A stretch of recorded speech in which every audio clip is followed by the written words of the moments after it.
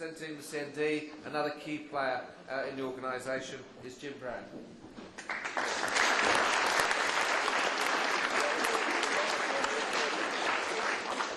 Thanks. It's no surprise that the demonstrations, all the demonstrations last year and early this year, were dotted with CND banners from London and from all over the country, and that the demonstrations were full of CND supporters.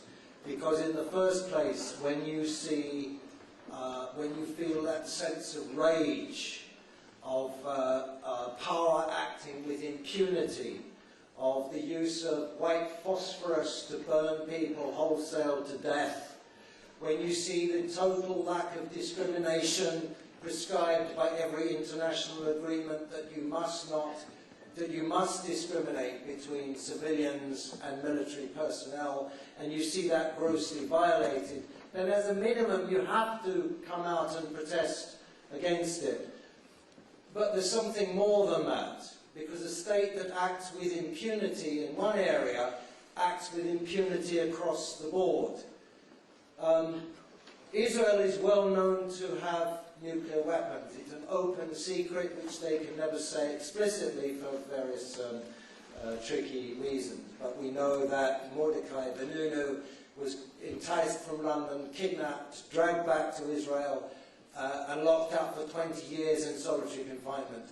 And he was let out a few years ago under the tightest possible restrictions, and then he was kidnapped or arrested, as they say, again a few days ago.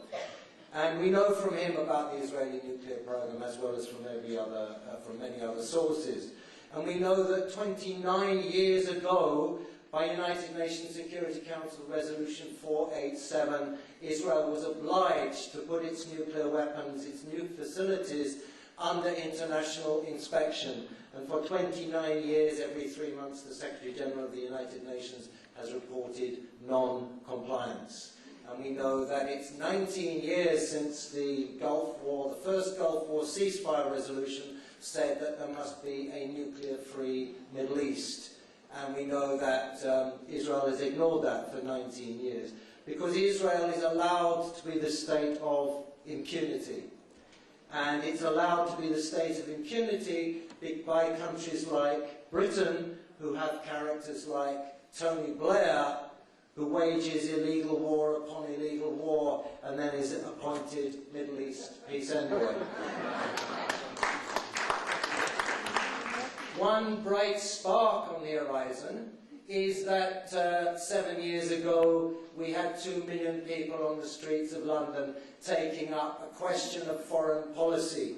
And if there's one thing in Britain you are not supposed to do, you children, you are not supposed to challenge the leaders in power on questions of foreign policy. They know better. You are not supposed to know at all. And I think that precedent 7 years ago is a portent of things to come. And things are not by any means as hopeless as they seem. Things are clearly moving. The world cannot stay as it is. Victory to the Palestinian people.